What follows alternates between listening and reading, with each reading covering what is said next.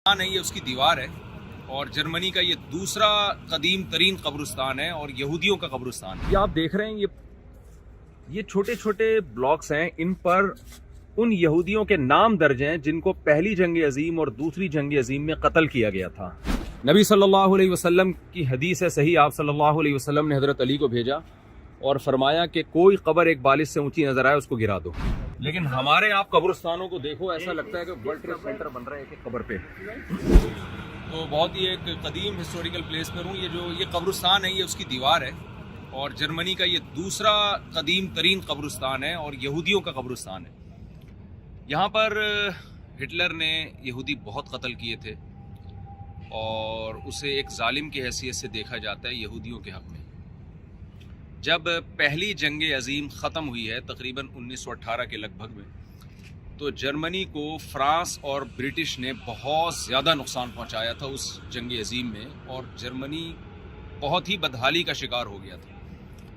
यहाँ तक कहा जाता है कि लकड़ियों की जगह ना लोगों ने करेंसी को जलाना शुरू कर दिया था। करेंसी इतनी डीवैल्यू हो गई थी, बोरे भर के लेके जाते थे प्याज टमाटर खरीदने के लिए। ये जो हिटलर है, इसने ठानी थी कि मैं अपनी कौम के लिए लड़ूंगा और इंतकाम लूँगा। सियासी सतह पे से पहले इसने बगावत की कोशिश की, बगावत में ये नाकाम हुआ, इसको 9 महीने की जेल हुई। उस जेल में इसने एक किताब लिखी, तो इसकी मशहूर किताब है और उस किताब में उसने ये साबित किया कि ये साबित करने की कोशिश की कि जर्मन दुनिया की बेहतरीन कौम है। और चूँकि यहाँ डार्विन के नज़रिए से ये लोग बहुत ज़्यादा मुतासिर हैं, तो उसने ये साबित करने की कोशिश की कि जर्मन जो है ना, जो इंसान जो इर्तिकाई मराहिल तय करते करते जानवर से इंसान बना है, तो जर्मन है वो सबसे सुपीरियर है। लिहाजा उसका ये कॉन्सेप्ट था कि दुनिया पे हुकूमत करने का हक जर्मन को है। खैर बगावत नाकाम हुई, उसकी वो किताब भी बहुत ज़्यादा नहीं फैली। बाद में खैर वो किताब तो बहुत ज़्यादा छपी। कहा जाता है कि शायद अभी 2011 या 16 में भी दोबारा उस किताब को छापा गया और लोगों ने पढ़ा उसको। लेकिन उसने जर्मन कौम को कौमी सतह पे सुपीरियर बनाने की कोशिश और अज़म किया उसने। फिर इलेक्शन में आया, वो इलेक्शन में हारता रहा, कामयाबी उसका मुकद्दर थी। बिल आखिर वो एक ज़बरदस्त हाकिम बन गया अपनी कोशिशों से। प्रोपेगेंडा भी उसने किया कौम को उठाने के लिए, अपने मुखालिफ लोगों पे बहुत जुल्म किया। जो उसकी मुखालफत में उठता था, एक डिक्टेटर बन के उसने सबको कत्ल करना शुरू कर दिया। अपनी किताब में भी उसने यहूदियों के ख़िलाफ़ नफ़रत का माहौल पैदा किया और उसकी तहरीक का एक हिस्सा थी कि दुनिया से ज्यूज़ को ख़त्म करना है। और उसके बाद उसने ज्यूज़ पे बहुत ज़्यादा जुल्म करना शुरू किया। यहाँ एक जगह है, अगर हमें मौका मिला हम वहाँ जाएंगे। एक बहुत बड़ा देगचा है, देगड़ा जिसको यहाँ हमारे पंजाबी लोग जो है ना देगड़ा कहते हैं, जो बहुत बड़ा देग था जिसमें जिंदा यहूदियों को लाके खोलते हुए की कढ़ाई में डाला जाता था। वो अभी भी मौजूद है, वो हिस्टोरिकल प्लेसेस में आती है वो चीज़ें। ये सब यहाँ इन लोगों ने महफूज कर दी। हिटलर उठा और उसने फ्रांस पे कब्ज़ा किया, यूरोप के बहुत सारे कंट्रीज़ पे कब्ज़ा किया, लाखों लोगों को लुक़्मा अजल बनाया उसने। जब वो बरतानिया के करीब पहुंचा है लड़ाई के लिए, तो ब्रिटिश के से उसको फ़तह नहीं मिल सकी और उसने फिर इरादा किया रशिया पे चढ़ाई करने का। उसके लोग ये कहा करते थे कि हम 1000 साल दुनिया पे हुकूमत करेंगे। उसके लोगों में इताअत बहुत थी अपने लीडर की। जब ये रशिया की तरफ गया है तो वहाँ शदीद सर्दी की वजह से मुअर्रिखीन कहते हैं कि उसको रशिया की फौज को वो शिकस्त नहीं दे सका और वहाँ से जो उसने यूटर्न लिया है, तो फिर ऐसा यूटर्न लिया है कि वो वापस जर्मनी आया है। और तो मशहूर बात मुअर्रिखीन अक्सर उसके बारे में ज़िक्र करते हैं कि उसने अपनी महबूबा के साथ बंद कमरे में जाके ख़ुदकुशी की और उसकी लाश को या तो रशियन उठा के ले गए या जला दिया गया, वल्लाहु आलम। ये बहुत ही मुख्तसर सी मैंने आपके सामने खाका बयान किया है। आप ज़ाहिर है इस पर तो बहुत किताबें लिखी गई हैं, पूरी फिल्में बनाई गई हैं, लोगों को शायद मुझसे ज़्यादा इस बारे में मालूमात हो। ये मैंने थोड़ा सा खाका हिटलर का आपके सामने पेश किया है। और उसके बाद फिर दोबारा जर्मनी के हालात बहुत ख़राब हुए। यहाँ के मकामी लोग बताते हैं, जो बूढ़ों से सुनते हैं, कि एक आलू ख़रीदने के लोगों के पास पैसे नहीं होते थे और सारा दिन एक आलू पे गुजारा किया करते थे यहाँ के लोग। हिटलर जो था वो दूसरी जंग अजीम की बुनियाद बना था। और मैंने علامہ اقبال کے ولاگ میں یہ بات بتائی ہے کہ علامہ اقبال جرمنی کے حالات دیکھ کے پہلے یہ پیشگوئی کر چکے تھے کہ دنیا دوسری جنگ عظیم کی طرف جا رہی ہے. تو ہٹلر یہ دوسری جنگ عظیم کا ذریعہ بنا. بہت دنیا میں تباہی ہوئی, لاکھوں لوگ لقمہ اجل بنے, بہت سے ڈپریشن میں پاگل ہو گئے, بہت سے فوجی پاگل ہو گئے, جیلوں میں بڑا ظلم ہوا, اور خاص طور پر اس نے یہودیوں کو بے تحاشا قتل کیا. پھر جب جرمنی میں بدحالی آئی ہے جنگ میں شکست کے بعد, تو اس قوم, یعنی آپ اندازہ لگائیں 1957 یا 50s کے آس پاس پاکستان نے جرمنی کو قرضہ دیا تھا. یعنی یہاں یا تو ہمارے حالات بہت اچھے تھے یا جرمنی کے حالات بہت خراب تھے. بہرحال لیکن اس قوم نے متحد ہو کر یہ فیصلہ کیا کہ اب ہم جنگ و جدال میں, لڑائی جھگڑوں میں اپنا ٹائم ویسٹ کرنے کے بجائے متحد ہو کر اپنی سوسائٹی کو اور اپنے کنٹری کو ہم فوکس کریں گے, اور اکنامکلی ہم اپنے کنٹری کو مضبوط کریں گے. قوم متحد ہوئی اور آج اس کے ہم اپنی آنکھوں سے دیکھ رہے ہیں جرمنی کتنا اسٹیبل ہے. لیکن جیوز کے ساتھ چونکہ یہاں بہت زیادہ انہی کے بقول زیادتی کی گئی ہے, تو اب جیوز کو یہ لوگ الگ سے کچھ پروٹوکول دیتے ہیں, ٹیکس وغیرہ میں ان کے لیے معافی ہے. یہاں آپ کو یہودیوں کی ایک عجیب تاریخ نظر آئے گی. آپ یہ قبرستان دیکھ کے حیران ہو جائیں گے. اس میں یہ جو تختیاں میں دکھاتا ہوں لوگوں کو, یہ آپ دیکھ رہے ہیں, یہ چھوٹے چھوٹے بلاکس ہیں. ان پر ان یہودیوں کے نام درج ہیں جن کو پہلی جنگ عظیم اور دوسری جنگ عظیم میں قتل کیا گیا تھا. یہ قبرستان ہے اس دیوار کے پیچھے. اگر ہمیں پرمیشن مل گئی تو ہمارے پاس ٹائم بہت تھوڑا ہے, ہم نے بہت ساری جگہوں پہ جانا ہے, تو میرا ارادہ دوبارہ یورپ کا چکر لگا کے نا بہت ہی تسلی سے انشاءاللہ ہم یہاں کے ہسٹوریکل پلیسز پہ جائیں گے. اور یہاں بہت ساری جگہیں ہیں جہاں ہٹلر کھڑے ہو کر خطاب کیا کرتا تھا. ان لوگوں نے اپنے عجائب گھر, اپنے میوزیم کو محفوظ کیا, ان عمارتوں کو محفوظ کیا ہے جس کا بھی ہسٹری سے کوئی گہرا تعلق ہے. تو جیوز کی خاص یہاں پر ایک ہسٹری ہے. یہاں بہت زیادہ یہودی تھے. آپ یہ دیکھیں, یہ ان لوگوں نے کیا کیا, جس کو بھی قتل کیا گیا ہے نا, اور پہلی جنگ عظیم میں یا ہٹلر نے جن کو مارا ہے, جن کی قبریں یہاں پر, ان سب کے ناموں کی تختیاں یہ چھوٹی چھوٹی, یہ وہاں تک آپ دیکھیں, یہ دیکھیں ان کی ڈیٹ آف برتھ اور ڈیٹ آف ڈیتھ جو ہے نا وہ یہاں درج ہوئی ہوئی ہے سب کے نام کے ساتھ. یہ بہت لمبا قبرستان ہے اور پوری دیواروں پر ان کے نام درج ہیں. میں ایک آپ کو بتاتا ہوں. یہ 1924 میں, اور یہ جناب آپ دیکھ سکتے ہیں 1872. اچھا یار, یہ تو زبردست ہو گیا.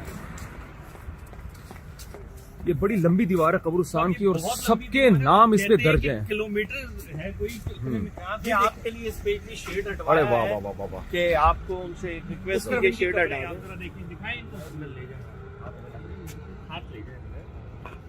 یہ دیکھیں آپ یہ قبرستان. اچھا, اس قبرستان پہ بھی فضائی بمباری کر کے اس قبرستان کو بھی تباہ کرنے کی کوشش کی گئی تھی. یہ سب لوگ یہاں مرے ہیں, یہ سب دفن ہیں. یہ پتھر, یہ ساری قبریں ہیں اصل میں جن کی مسمار ہو گئی ہیں. کیا ہے ہمارے یہاں جیسے پھول پتیاں نہیں ڈالتے, آ کے وزٹ کرتے. ہمارے ہاں اہل بدعت کو عبرت حاصل کرنی چاہیے کہ ان کی قبریں ایک بالش سے اونچی نہیں ہیں, کوئی بڑے بڑے مزار نہیں بنے ہوئے. عیسائیوں کے قبرستان بھی میں نے دیکھے ہیں, مٹی کی سادہ قبریں ہوتی ہیں جو میں نے دیکھے ہیں. واللہ عالم, میں پوری دنیا میں نہیں گیا ہوں, یہودیوں کو بھی. لیکن ہمارے آپ قبرستانوں کو دیکھو, ایسا لگتا ہے کہ ورلڈ ٹریڈ سینٹر بن رہا ہے ایک قبر پہ. نبی صلی اللہ علیہ وسلم کی حدیث ہے صحیح, آپ صلی اللہ علیہ وسلم نے حضرت علی کو بھیجا اور فرمایا کہ کوئی قبر ایک بالش سے اونچی نظر آئے اس کو گرا دو. تو یہ جو قبروں کو پکا کرنا اور بڑی بڑی اس پہ یعنی بہت اونچا لے جانا, یہ صحیح نہیں ہے. اب آپ دیکھیں ان کی قبر پہ صرف ایک تختی ہے اور سادہ قبر ہے, اور یہ قبرستان دیکھو آپ. تو ایسا نہیں ہے کہ ان لوگوں نے پکی کر کے پوری بلڈنگیں بنا دی ہوں. خیر, تو جب فضائی بمباری ہوئی تو اس کے بعد پھر اس جگہ کو محفوظ کیا گیا, اور جو بم سے جو چیزیں جس طرح سے تباہ ہوئی تھی ان کو بھی ایز اٹ از رہنے دیا گیا. آپ ان قبر اس کے اوپر یہ پتھر دیکھ رہے ہیں جو کہ آپ کو نہیں دکھے. اس کا کانسیپٹ یہ ہے, ان لوگوں قبر کے اوپر پتھر ہیں چھوٹے چھوٹے. ہاں, یہ جو سوری, تختیوں کے اوپر تختیاں, پلس ادھر آپ کو کوائن دکھے گا. ان کا یہ کانسیپٹ ہے جیسے ہماری قبرستان میں ہم لوگ وزٹ کرتے ہیں اپنی قبر کو اور پتیاں ڈالتے ہیں نا، پھول پتیاں.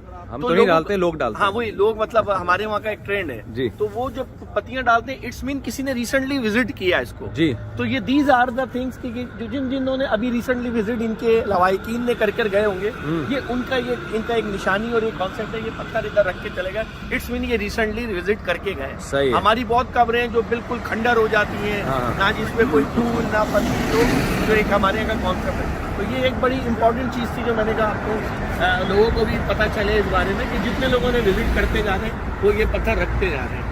اچھا ٹھیک.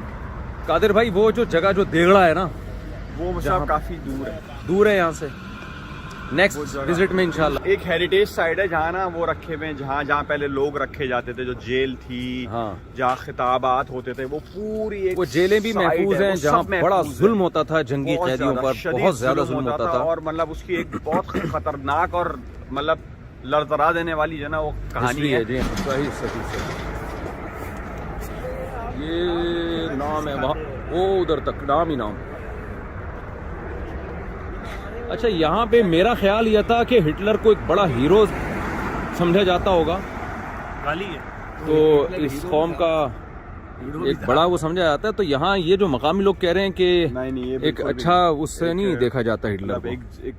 ایسا جو ظلم ہوا ہے اس حساب سے جو ہے نا وہ اٹھا تھا وہ اپنی قوم کے ظلموں کا انتقام لینے کے لیے، لیکن وہ خود ایک ظالم بن گیا. ظالم الٹا دیکھیں نا، دیگوں میں ڈال کے لوگوں کو جلانا، یہ کوئی انسانیت والا کام تو نہیں ہے نا. تو اچھا ہٹلر کی جو کامیابیاں تھیں نا، جو شروع میں تو اس کو بہت زبردست فتوحات ملی ہیں، پورا یورپ ہی تقریباً اس کے قبضے میں آ گیا تھا. پھر برطانیہ سے اس کی لڑائی ہوئی اور وہ برطانیہ کو فتح نہیں کر سکا اور وہاں سے ریورس ہو کے رشیا پہ چڑھائی کی اس نے. لیکن ایک بات ہے کہ جو ہٹلر کی جو دوسری جو جنگ عظیم کا ذریعہ بنا تھا، اس جنگ عظیم سے پوری دنیا کے حالات ایک دم چینج ہو گئے تھے. برطانیہ ہٹلر سے جرمنی سے لڑا تو ہے، لیکن اس لڑائی کے نتیجے میں برطانیہ بھی بہت کمزور ہوا ہے، اور اس کا نتیجہ یہ نکلا کہ برٹش آرمی بر صغیر سے انڈیا سے نکل آئی، اور پھر پاکستان اور انڈیا یہ دو ریاستیں آزاد ہوئیں، پاکستان الگ ہوا انڈیا سے. تو یہ جو دنیا میں بہت بڑی چینجنگ آئی ہے نا، اس کا سبب بھی ہٹلر بنا ہے. یعنی یہ اگر دوسری جنگ عظیم نہ ہوتی تو بے تحاشا جو نقصانات ہوئے ہیں وہ بھی نہ ہوتے، لیکن کچھ اس کے فائدے بھی ہوئے ہیں. فائدے کیا ہوئے ہیں کہ جب برطانیہ سے اس کی شدید لڑائی ہوئی ہے تو برطانوی برٹش کو بھی دوسری جنگ عظیم میں نا بہت نقصان ہوا ہے. تو اس نقصان کے نتیجے میں شکست تو جرمنی ہی کو ہوئی، لیکن جرمنی جن ملکوں سے لڑا ہے ان کو بھی کوئی کم نقصان نہیں ہوا تھا. اس کا پھر نتیجہ یہ نکلا کہ بر صغیر آزاد ہوا اور پھر ہمیں پاکستان ملا. تو ظاہر ہے جب دنیا میں بڑی بڑی جنگیں ہوتی ہیں تو بڑے بڑے واقعات ہوتے ہیں. اب یہ کووڈ ہی کو دیکھ لینا آپ، کووڈ سے پہلے کی دنیا اور کووڈ کے بعد کے حالات میں بڑا فرق ہے. تو دنیا میں جب بھی کوئی بڑا واقعہ رونما ہوتا ہے تو اس کے جہاں بہت سارے نقصانات ہوتے ہیں تو کچھ نہ کچھ اس کے جیسے فائدے ہوتے ہیں تو کچھ سائیڈ ایفیکٹ بھی ہوتے ہیں. سیکنڈ ورلڈ وار میں ہٹلر نے جن لوگوں کو قتل کیا ان کو گھروں سے باہر نکال کے مارا جاتا تھا، بہت لوگ تھے اس میں. تو یہاں ایک آپ کو فرینکفرٹ میں ایک عجیب چیز نظر آئے گی کہ ان کے گھروں کے باہر تانبے کی پلیٹیں ہیں اور اس میں ان کی جو ڈیٹ آف ڈیتھ ہے وہ بھی اور ان کا نام بھی وہ چسپاں کیا گیا ہے، تاکہ یہ بھی ایک یادگار رہے کہ کن کن لوگوں پہ یہاں ظلم ہوا تھا، کس کس نام کے لوگوں پہ. یہ میں آپ کو اس کی ایک جھلک دکھاتا ہوں. یہ دیکھیں یہ گھر ہے نا، ابھی یہاں کوئی رہتا ہے ہاں، لیکن یہ کہ انہوں نے ابھی ایک گھر دیکھیں آپ، اور یہ دیکھیں آپ، یہ تانبے کی پلیٹ ہے. اب یہ جس کو یہاں قتل کیا گیا تھا نا، جس تاریخ کو قتل کیا گیا تھا 1942، 16 دسمبر 1942، اور یہ نام لکھا ہوا ہے ریچرڈ وغیرہ وغیرہ. یعنی یہ بھی ان لوگوں نے محفوظ کیا. یہ دونوں فیملی ممبر تھے نا، Richard Burton field, Olga Burton field, یہ دونوں. جی ہاں، شاید باپ بیٹے تھے. تو یہ ایسے بہت سارے گھر ہیں یہاں پہ، بہت سارے گھر ہیں جن کے یعنی جن لوگوں پہ ظلم ہوا ہے نا ان کی بھی یادگاریں انہوں نے محفوظ رکھی ہوئی ہیں، مطلب انسانیت ایک انسانیت کے ناطے۔ یہ آپ جرمنی میں دیکھ رہے ہیں، یہ ڈنڈا جو ہے نا، یہ بندہ ہے ہتھوڑا اٹھا رہا ہے اور ایسے ہتھوڑا نیچے مارے گا۔ یہ سمبل آف ہارڈ ورک ہے، ہارڈ ورکنگ، کہ ہم محنتی لوگ ہیں۔ یہ دیکھیں، یہ ہتھوڑا مارے گا ابھی۔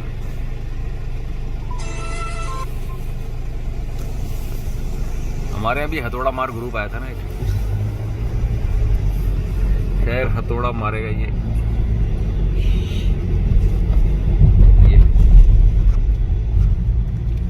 انہوں نے ایک نشانی لگائی ہوئی ہے، ایک ہارڈ ورکنگ کی ایک علامت ہے کے طور پر۔